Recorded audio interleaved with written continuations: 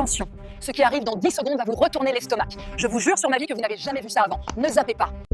Bonjour à tous. Bonjour. Alors, je me permets de prendre la parole aujourd'hui pour essayer de recadrer les choses.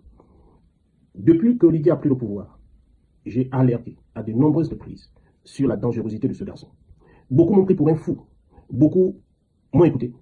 Et d'autres ont choisi de s'abstenir. Nous assistons aujourd'hui à une vague d'arrestations arbitraires. Les Gabonais sont bâillonnés. Les Gabonais sont privés de parole parce qu'un individu a décidé de semer la terreur. Cela ne m'étonne pas. À regarder derrière, qui sont les menteurs d'Olivier? C'est le président Biangema, un dictateur. C'est le président Tobia, un autre dictateur. Voilà qui sont les modèles d'Olivier. Donc moi, ça ne m'étonne pas. Depuis que ce type a pris le pouvoir et qu'il a commencé à mentir, je vous avais à plusieurs reprises, surtout. Je vous ai dit que ce monsieur était très dangereux. Olivier n'est pas ce qu'il vous fait croire qu'il est. Olivier est un villageois qui a grandi au village, qui est un parfait illettré, à qui on a donné le macaron.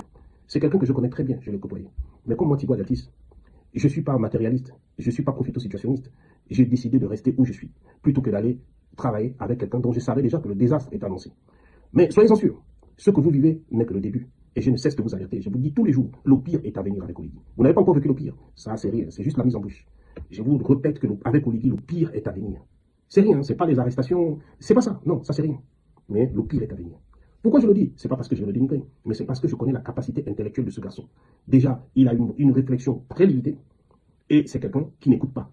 La preuve, son propre oncle, qui est Oyima. J'apprends qu'Oyima et lui, ils étaient en bisbille. Pourquoi? Parce que son neveu ne l'écoute pas. Et de surcroît, il fallait petit truc. Sa maîtresse qui se retrouve coincée quelque part, on appelle Oyima pour sortir l'argent. Sa maîtresse qui veut acheter une voiture, on appelle Oyima pour sortir l'argent. Mais je ne sais pas dans quoi certains Gabonais voient le développement dans Olivier, mais moi je ne vois aucun développement. Je peux vous donner un siècle. Vous me gardez ce monsieur au pouvoir, il n'y aura aucun changement dans le pays.